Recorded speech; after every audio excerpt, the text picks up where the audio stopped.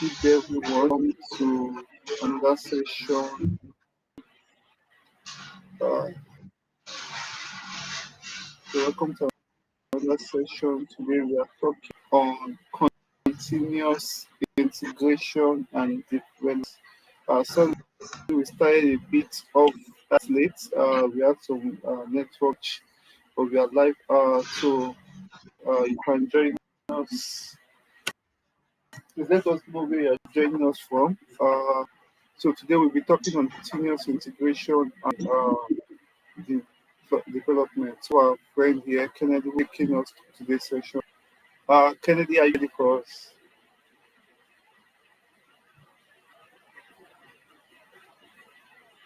Kennedy, are you ready for us? Just yes, I am. Just a few minutes.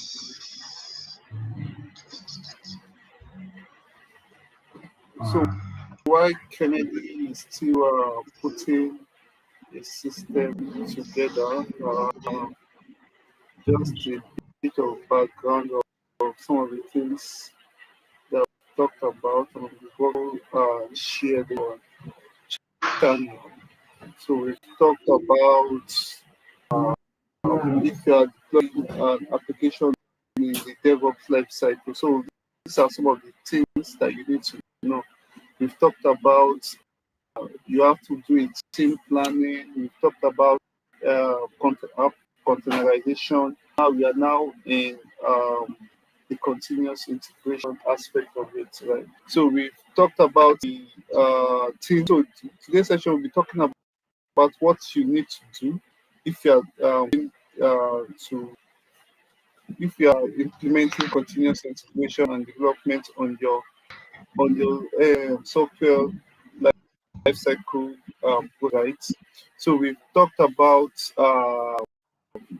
previous session. We've talked about app containerization, where we talked about Docker, about the ECS, and also we talked about the EKS. That's the Elastic Container Service, and also Elastic Kubernetes on the AWS platform, right? So just to mention, we have sold the products because we are an AWS study group. We explain, so all the tech we are talking about, they are all on AWS platform. So Kennedy will be taking us through another session today, the continuous integration of your software development lifecycle. So this is you need to know when you are deploying or developing your app, or you are in your DevOps parts, right?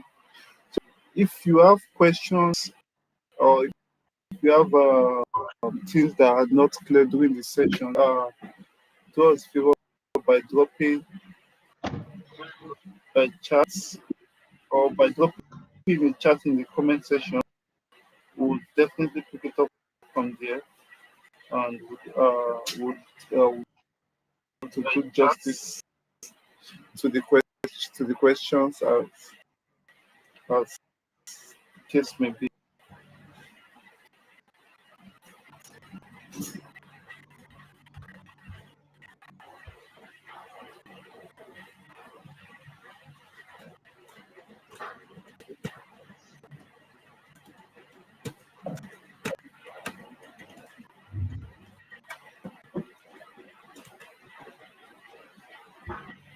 So while Kennedy is seems Kennedy is having a bit of network glitch, while he's still setting up his system to come online to take us through the session.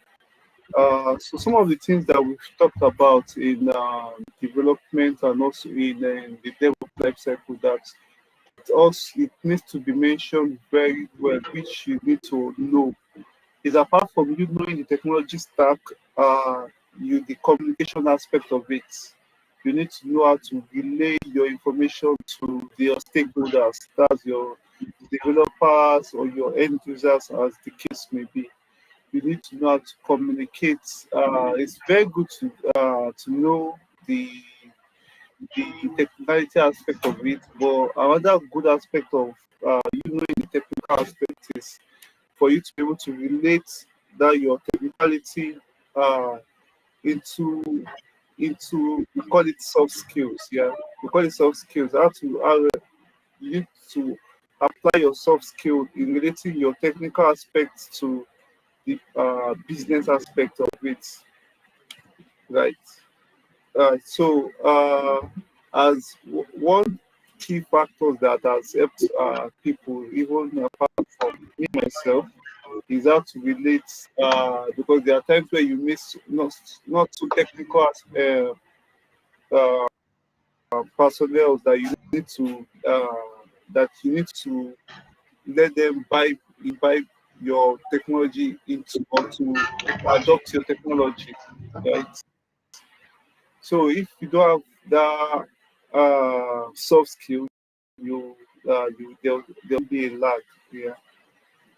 So we also talked about the team planning, right? So before you set out on a project, like the saying goes, plan he who plans to he who sorry he who fail to plan, yeah, plans to fail, right? So before setting out on the project, before saying, "Oh, I want to deploy a EC2, deploy a database service or a database server, or you want to deploy an app service, or you want to create a resource in the cloud, there must be a plan for it. There must be a purpose for it, because you can't just be creating resources here and there without it. So you need to a plan. Majorly, a plan for your own tasks, or your end goal, what you need to achieve. So we talked about that too during one of our previous sessions. Then we talked the app containerization. So that's regarding how you package your applications and how you deploy your applications to your end user, right? So gone are days where people build applications and you have to deploy them on a server. Then when you need to migrate those apps to another server, or you need to migrate to another server, yeah, you get issues where people say, "Oh, my application was working on this server A, but it's not working on server B." Then that means there's a dependency issue. There's a package that needs to be installed that is not installed, or there's a plugin that you need to enable on this server that is not right.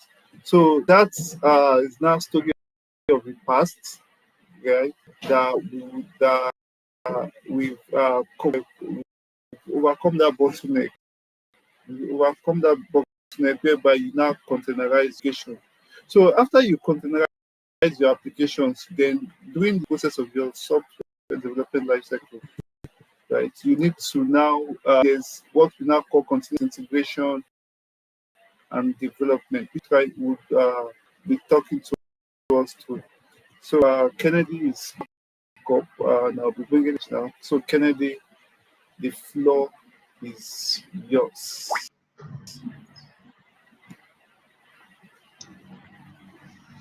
All right, Simi. Can you hear me? Yes, I can. Yeah. Thanks for holding on the session up for a while. So guys, I welcome you to this session.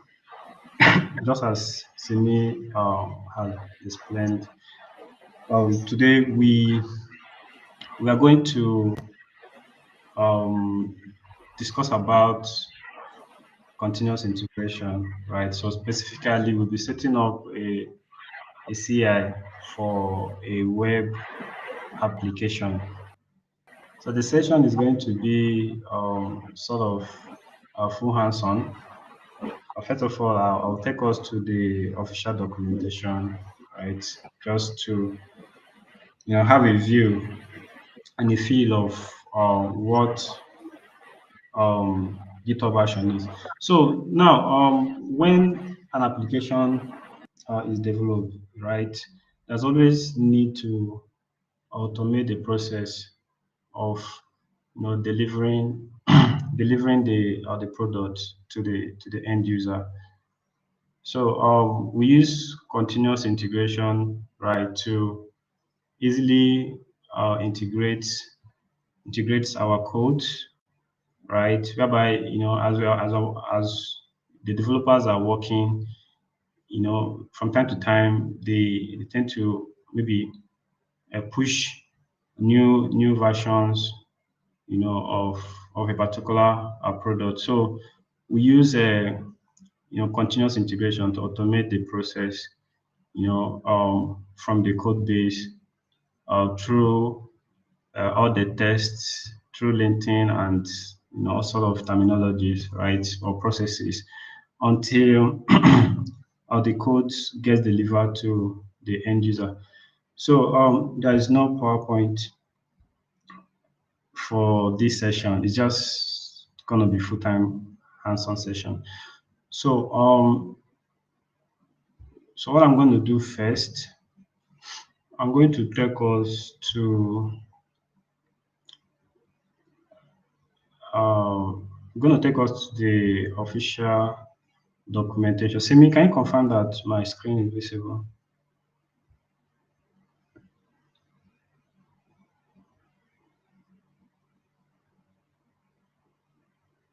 Simi, can you confirm that my screen is visible?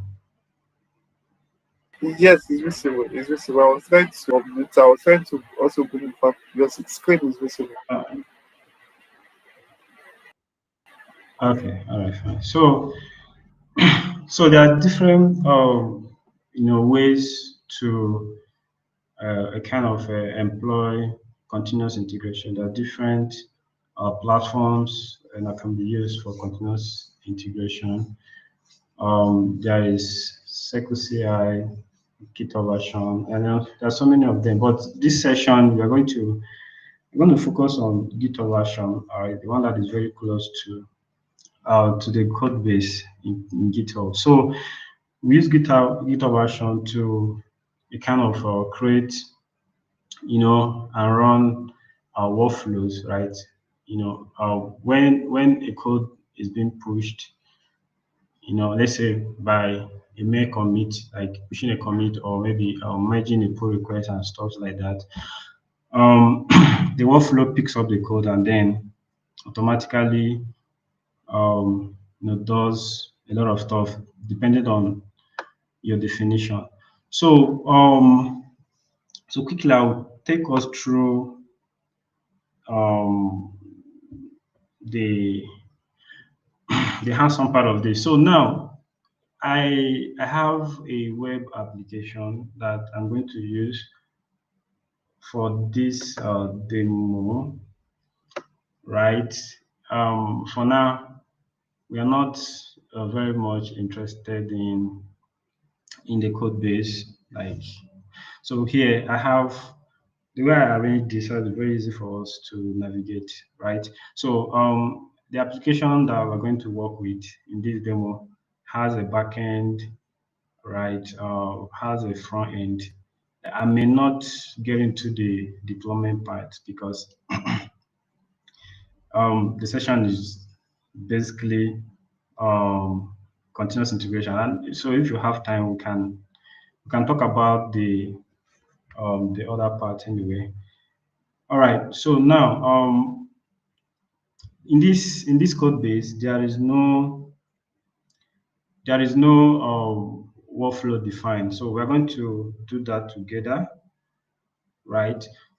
Okay, so for a GitHub action, there is a file that is needed, right, where the workflow, will be defined. So in the process of going through the workflow, I will explain, certain concepts, right? Yeah, I guess that should be fine.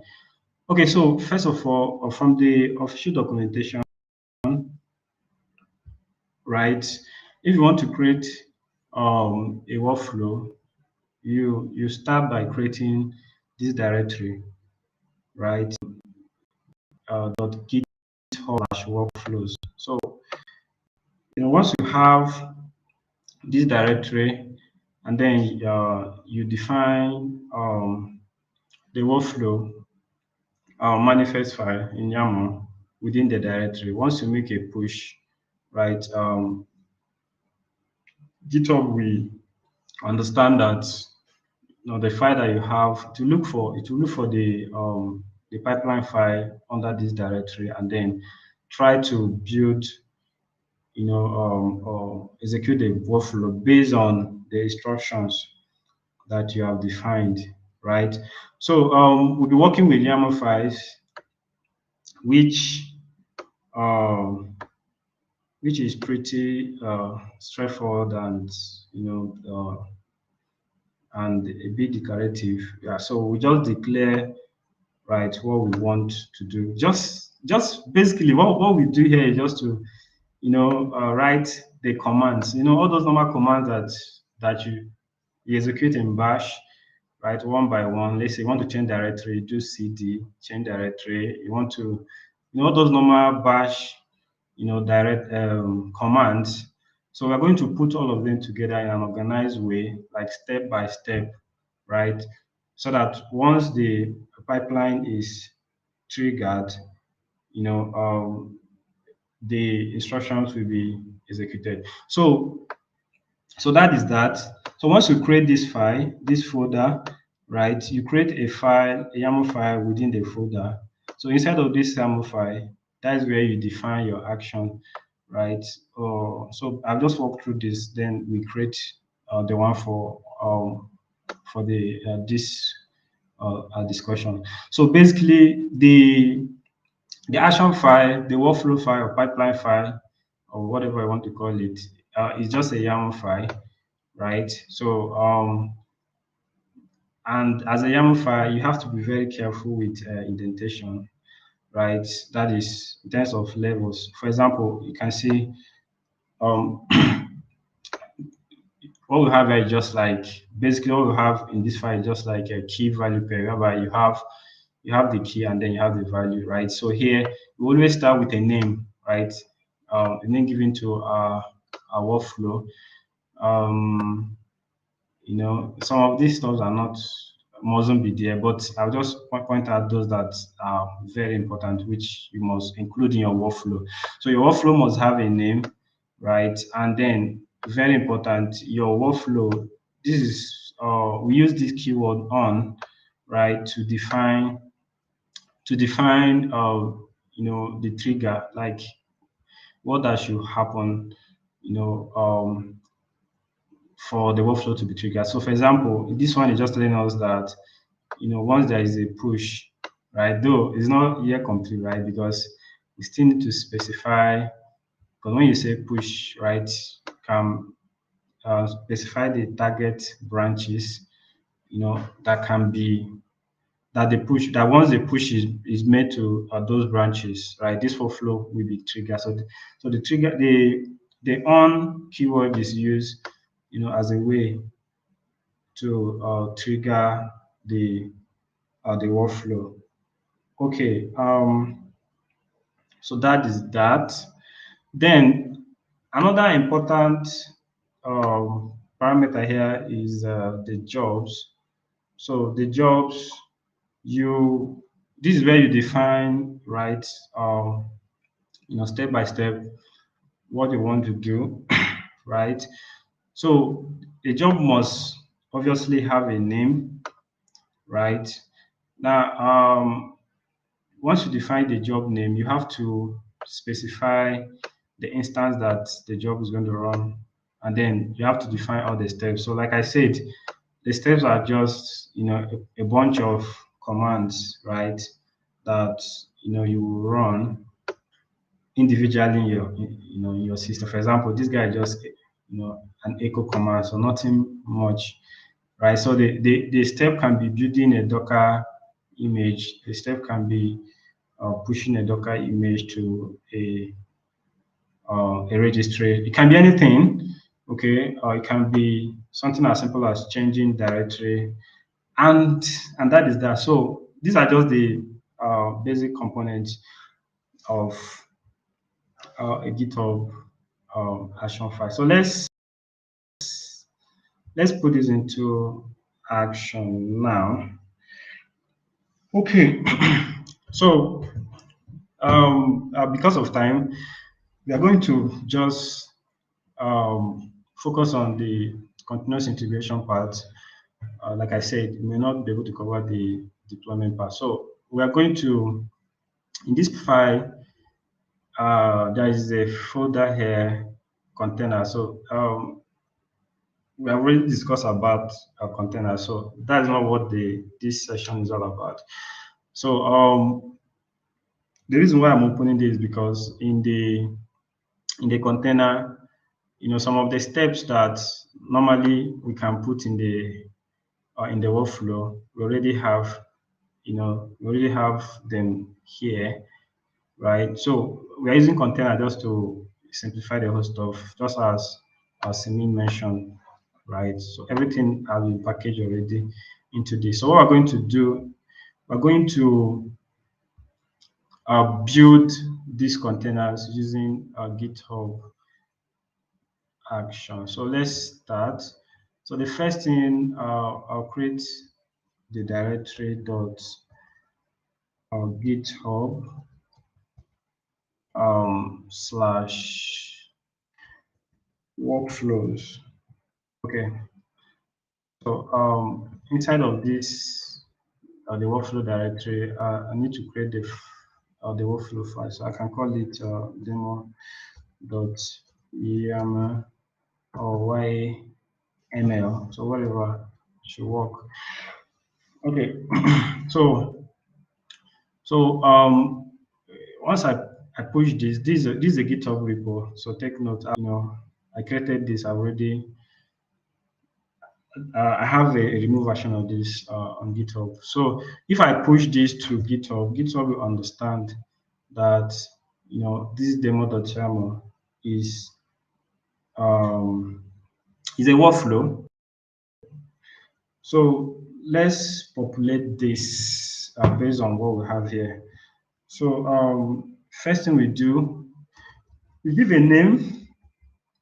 We give a name to workflow. So we can call it demo workflow. Then now we define the trigger, the condition that we cause this workflow to be triggered. So to keep it simple, we're going to trigger it on a push. Okay. All right. So we're going to trigger it on a push. Now remember what I said about YAML files. Indentation is very important. If you look at this now, right? Everything I want to write, everything I want to kind of type next happen to be under on. Remember, we use this on just to initiate the trigger condition. So now we want to trigger this guy on a push. So you have to indent, right? And then put the condition. So a push is just one option. There are other options, right? So we are using push, and then under push, we have to define a list of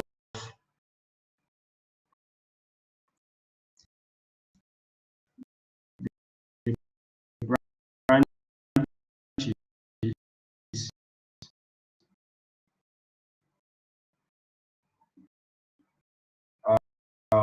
that are going to target. That is the branches that the push will make.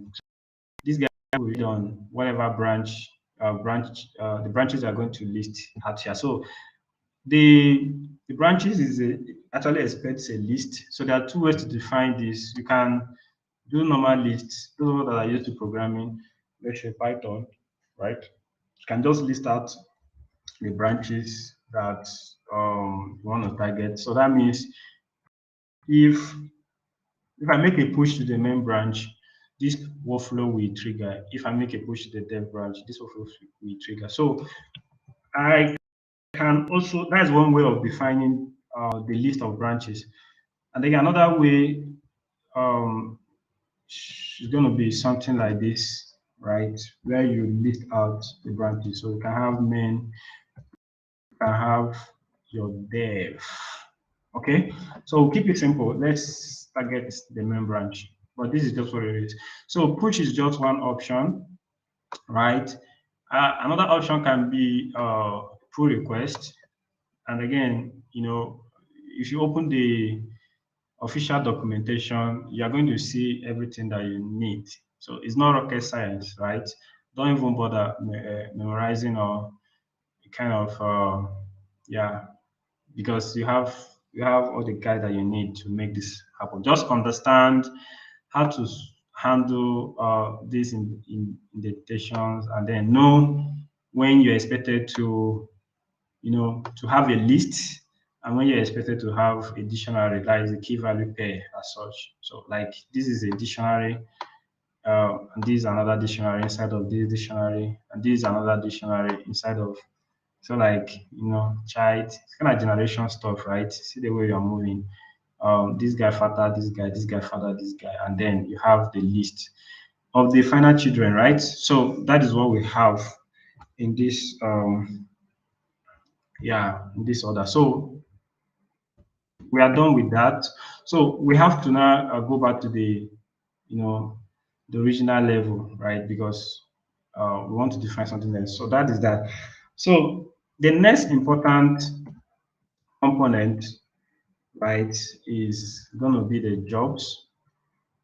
So we're going to define the job. So now, in this case, you don't have to put name, right? Just type the name right away. So let's say, sorry, we don't need this guy here. No worries. Do I need to? Sorry, I removed this guy. Okay, fine. I think that's what I need. So we want to build these two guys. So what I'm going to do, I have to define job. So I give it a name that is, a name that can communicate what the job is going to do. So now it's under this job section that you can, kind of define the main, how this stuff. You have this particular task. So you have this particular um, task, and then you have the various steps that will be taken to actualize that. So let's say our target is to build the container. So we can just call this guy build. All right, you can call it build and push. Can be any. Remember, you can give it any name. Right.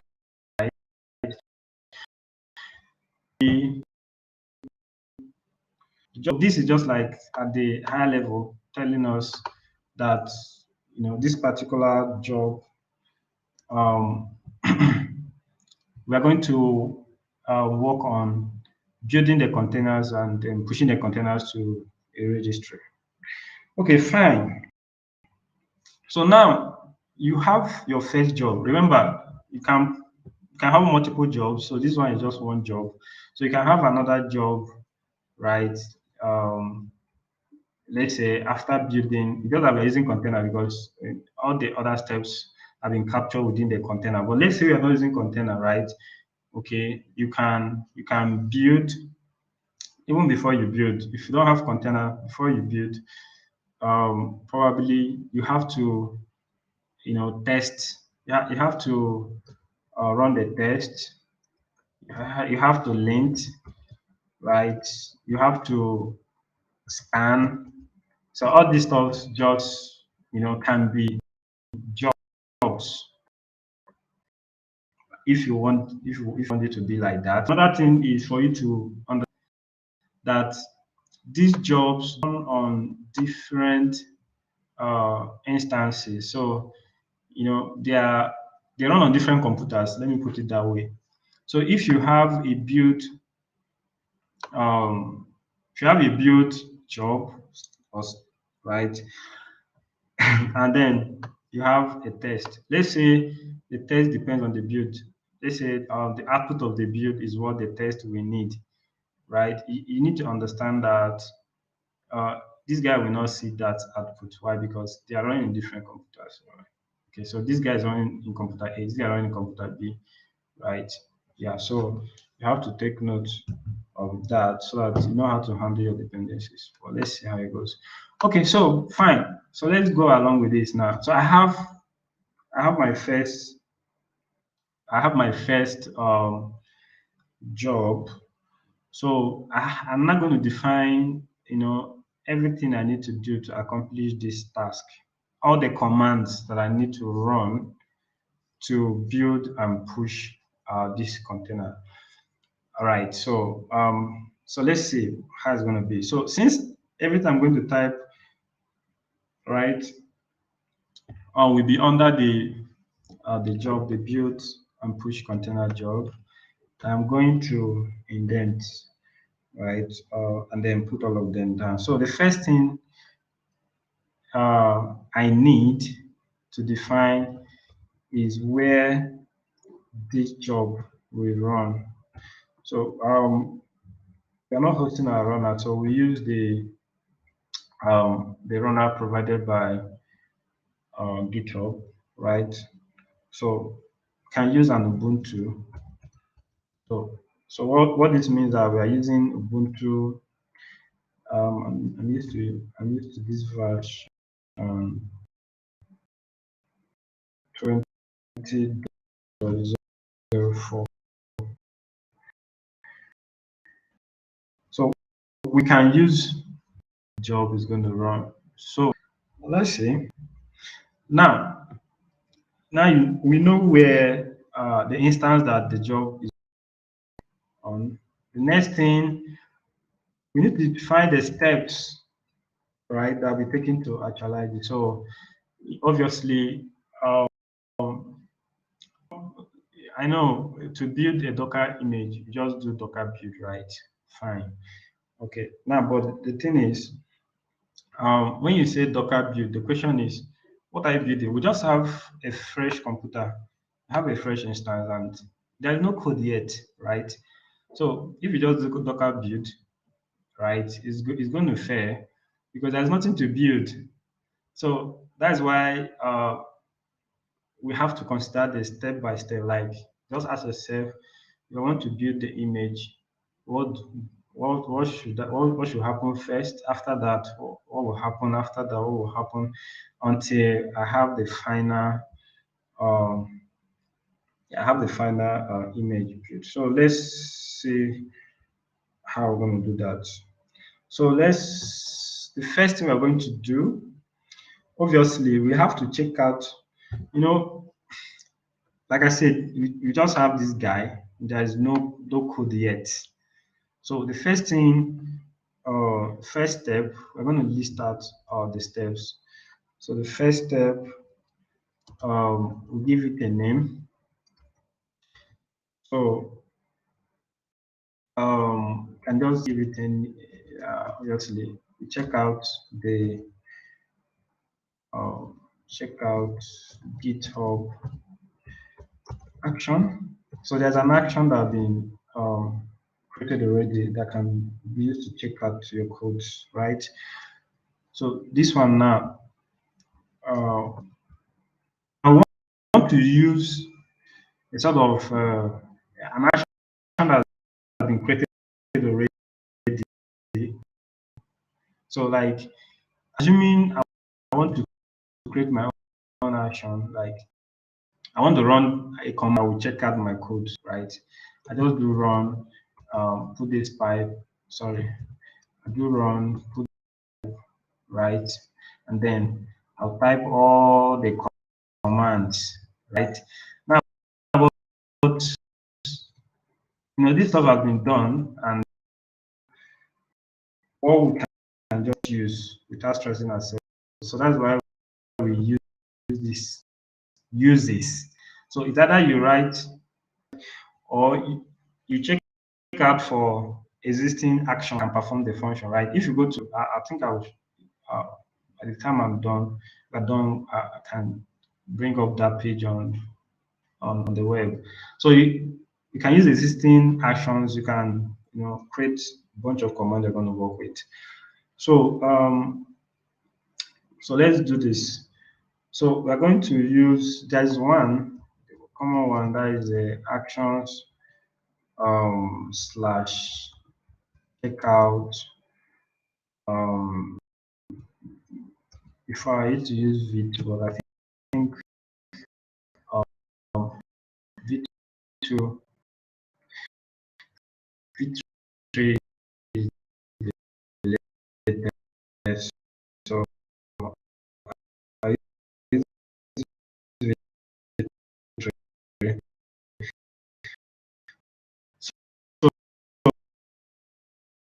don't want anybody to see my paper, right? It has to be a secret.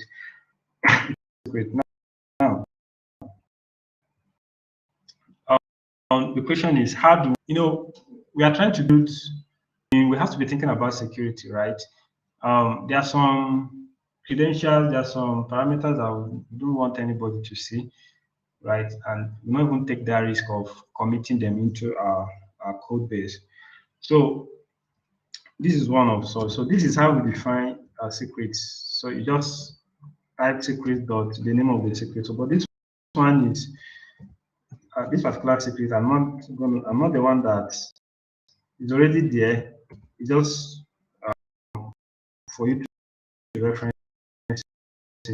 So this is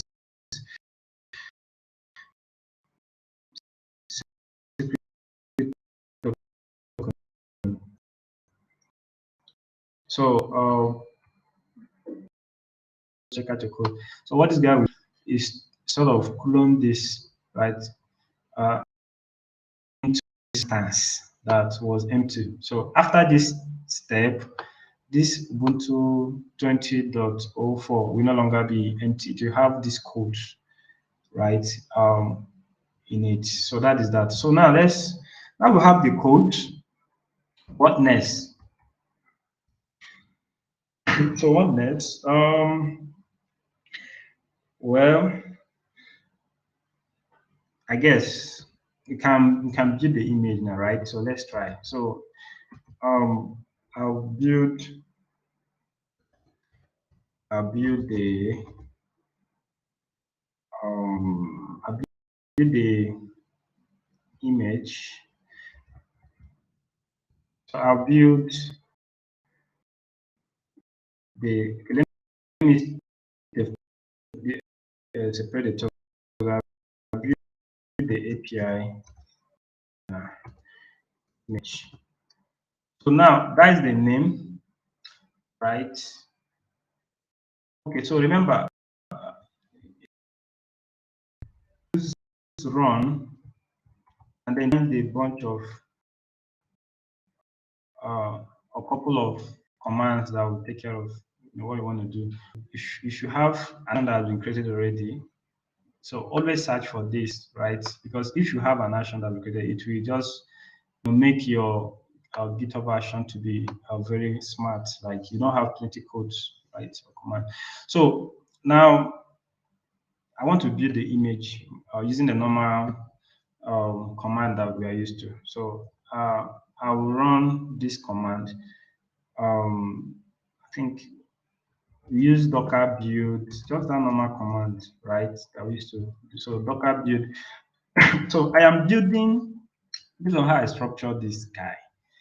So if I do docker build dot, it may not work here, right? So the way I structure this guy, I have all my docker image in folder. So and I want to build a backend, right? And I have all my backend code inside of backend. So I'll just do docker build backend.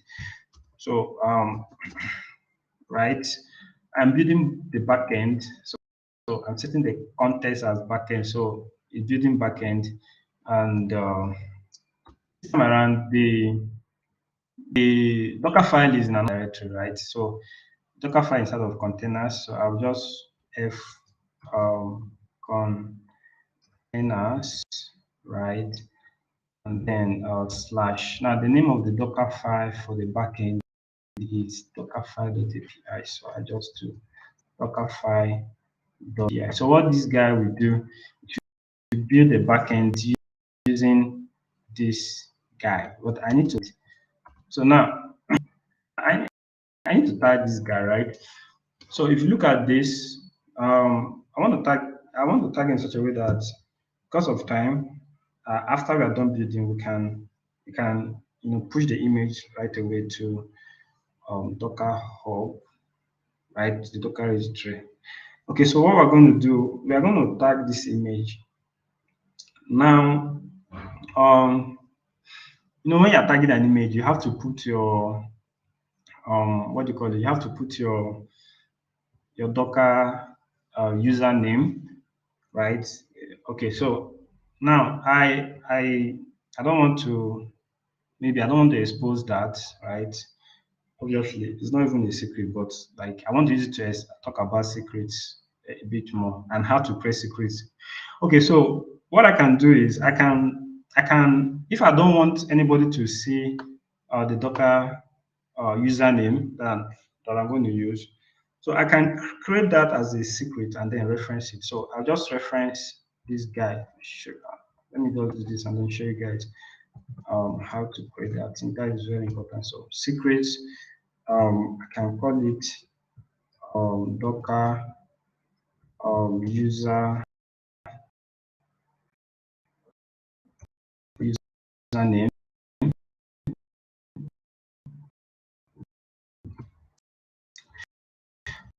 Okay, so fine, and then API, right? I'll give it a tag. I can call it version. So it's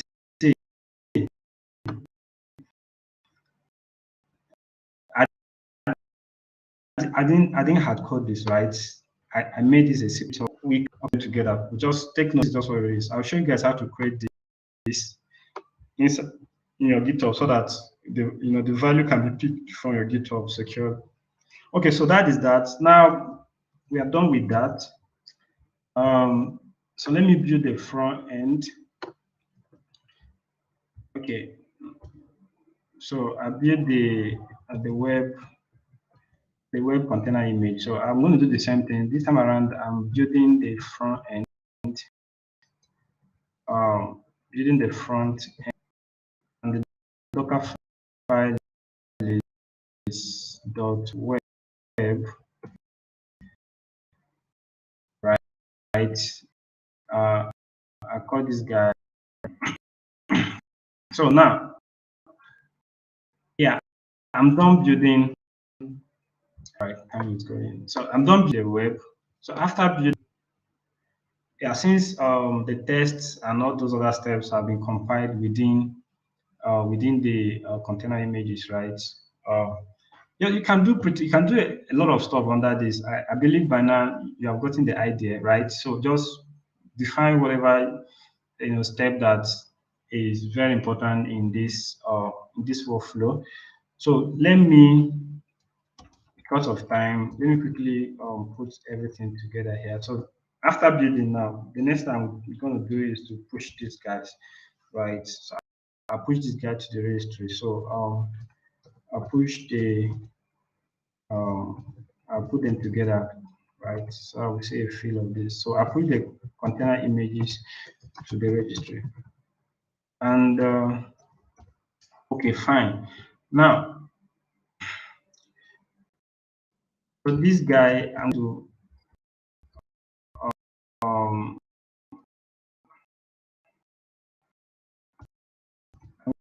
going to create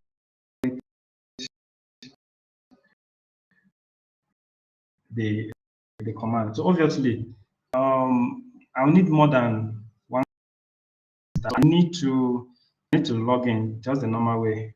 I need to log in into my um, my Docker registry. So since I'm going to run more than a command. So I use this pipe. So we normally use this pipe when we want to run more than a command. If you watch, I didn't bother. I just use Docker build and all that. So now let me log into Docker. So I just have to use the normal command for logging into Docker, right? I don't want to expose my password. So there is a way, a command which is, out there, right? So I'll echo my password now as a secret. So secret dot, call it Docker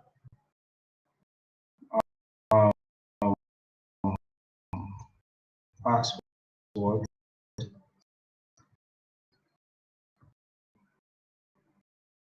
Docker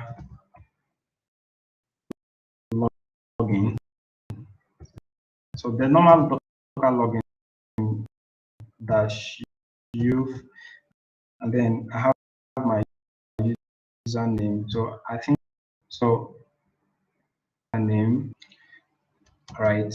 I have password. So this is just a normal command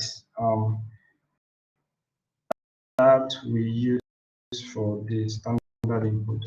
Okay, fine. So this guy will, securely log into my post. My username is not going to be exposed because I passed the secrets, which is very, very important because when you're, automating your workflows, right, you have to do in such a way that the important items to the company will not be exposed, right? Your credentials shouldn't be exposed. You don't have to check all those guys in your repo. So this is a very good way um, to pass such credentials. So now I can push. So I do uh, Docker push. So I'm pushing this guy. So I'll push this guy, right? And then I also push this guy as well. Okay. So this is just this is pretty much a little about GitHub Action. So I'm going to the repo. Let's see how they build. All right. So let me see. All right. All right. That's fine. So I'll just add. I think that is just. I didn't change much. So I make my commit. This GHA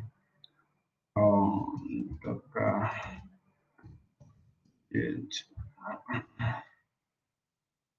So right, I'll push this. I think I have. I'll specify. Okay, so fine. It's going to fail. Yeah, no, it's not going to fail, right? Because I think I'll be fine. So let me show you guys. Um, so let me show you guys. We're going back to the repo that I'm using for this. So this is the repo. Now, I know the action is running, right? But let's confirm. So if you don't have to be afraid of failure, if it fails, it's fine. So it's actually running. Yeah, I did some crazy stuff before. Some stuff that are more advanced, but it's fine. So now, if I click on this, I'll see.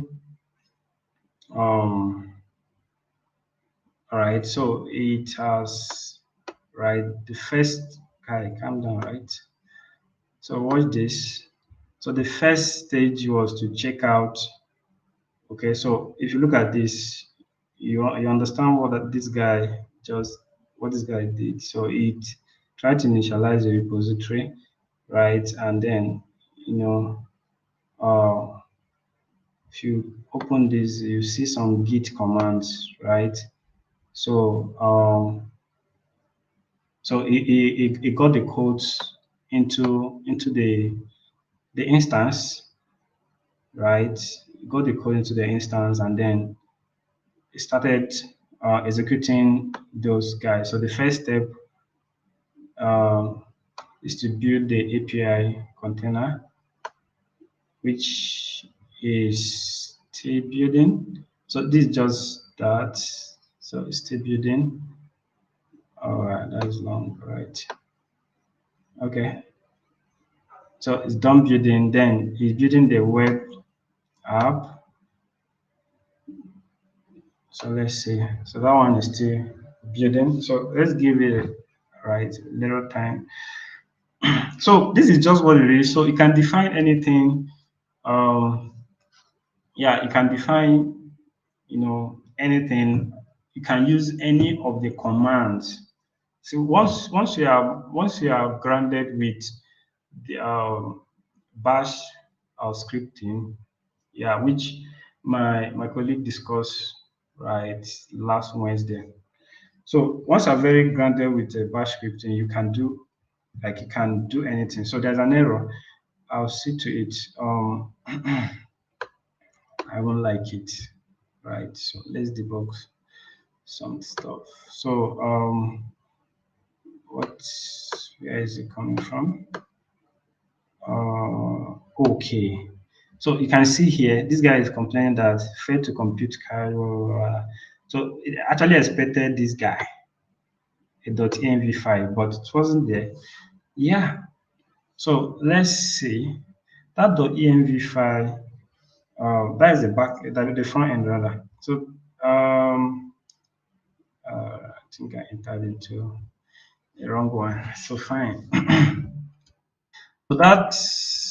So this one can be easily fixed, right? So just give me, I think it's almost 9, just a few minutes. I'll be done with this. So to fix this now, the the web so the web component needs a .env file. So we can create the .env file for the web component. I know I don't want to create it here. I know I can also do that here, but I want to create it in the action. So let's do that. All right. So I'll give it a name. I can just come here. Just want to show you that you can do anything with this. So I can give it a name. Create dot env for um, for front end. We call let me use that. So right, I run. Now I want to okay. So I'll do this quickly. Yeah, consider the fact that I need to change directory into the front end first. So yeah, so I just do cd front end. Um, there is another command that can be used. There's one command. Yeah, you can explore this command, right? Push and pop, but I'm not going to do that here. So let me use a normal cd. So I'll take it into front end. So now I create this guy front end. What do I want to do? I'll echo. So let me echo. That guy is expecting this guy. Is expecting this guy. I already know what he's expecting. So let me just type it quickly. So he's expecting this guy. A React based API URL.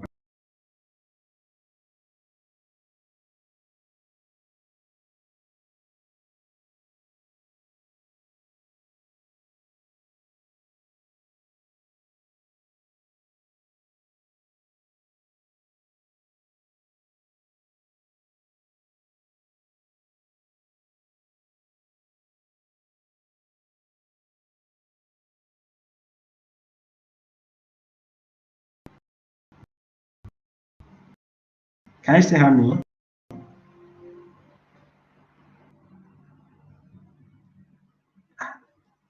Simi, can you still hear me? Oh, wow. I hope I'm still on. Yeah, yeah, still on. Well, time is up. Just because Yeah, we yeah. start Yeah, yeah. I'm late, done. so I'm giving you. You're giving me how many minutes? Yeah, Yeah, I want to give I'm you like till actually 9:05. done, Then we can. right? It's just to, I just do this. Right, fine. So this guy will fix that stuff because of time. I may, you know, I'm not.